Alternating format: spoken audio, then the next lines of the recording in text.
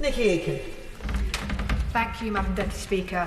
I would like to begin by reiterating my support for the measures that this Government and the Treasury in particular have taken in response to this crisis, and no more than today with the financial statement that was made. I know the Chancellor and his ministerial team and officials have worked tirelessly and undertaken heroic efforts to protect millions of jobs. Thousands of my constituents have benefited from the support available, whether it's residents supported by the Job Retention Scheme or the Self-Employed Income Support Scheme. I know a number of my constituents who are self-employed have written to me asking for more help, particularly those who became self-employed last financial year. But also businesses that have benefited from the grants and loans and relief that have been made available. I particularly welcomed in my constituency this week the amazing announcement of the £1.5 billion for the arts. The West End theatres located in my constituency of the cities of London and Westminster, and the national iconic venues such as the Royal Albert Hall and the Royal Opera House, the Barbican Centre, they will all now benefit for the whole nation, I believe.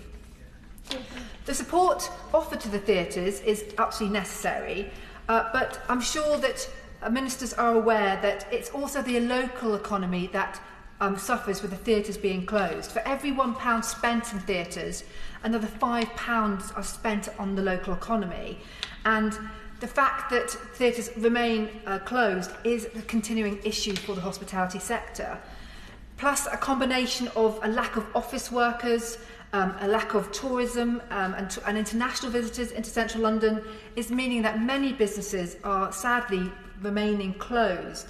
But I particularly am acutely aware of the issues in central London.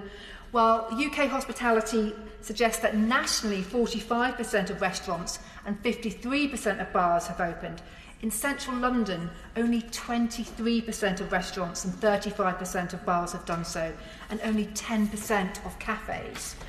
Hotels are also particularly bearing the brunt at the moment. Only around about 10 to 50% occupancy rates are being, the hotels are being full, and that is a real issue. But I hope that really, if we are to remain clear that retail, bars, restaurants and hotels are facing issues in both supply and demand, but I do therefore warmly welcome the Chancellor's announcements today of cutting VAT for the hospitality and tourism sectors from 20 to 5%, something that I know UK Hospitality and the W1 hotels, the major hotels in my constituency, have been particularly welcome today. And I personally look forward to taking part in the Eat Out to Help Out scheme in August, an excellent, unique idea to help restaurants. An ongoing thank you to the Chancellor and his team for doing this.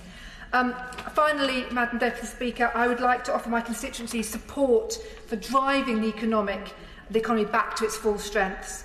I know that I will be working very closely with the City of London Corporation to demonstrate that London is seen as a resilient and environmentally and socially responsible financial centre for the future, no matter the developing economic situation and indeed our relationship with the EU. The City will host a Green Finance Summit in November 2020, which I know the Minister is aware of, and I welcome this initiative and hope it will meet the support of this House. Madam Deputy Speaker, the support offered by this Government has been second to none, and I hope it will not end and will continue to evolve as the situation becomes clearer. And I look forward to working with the Government to support residents and businesses in the City of London and Westminster.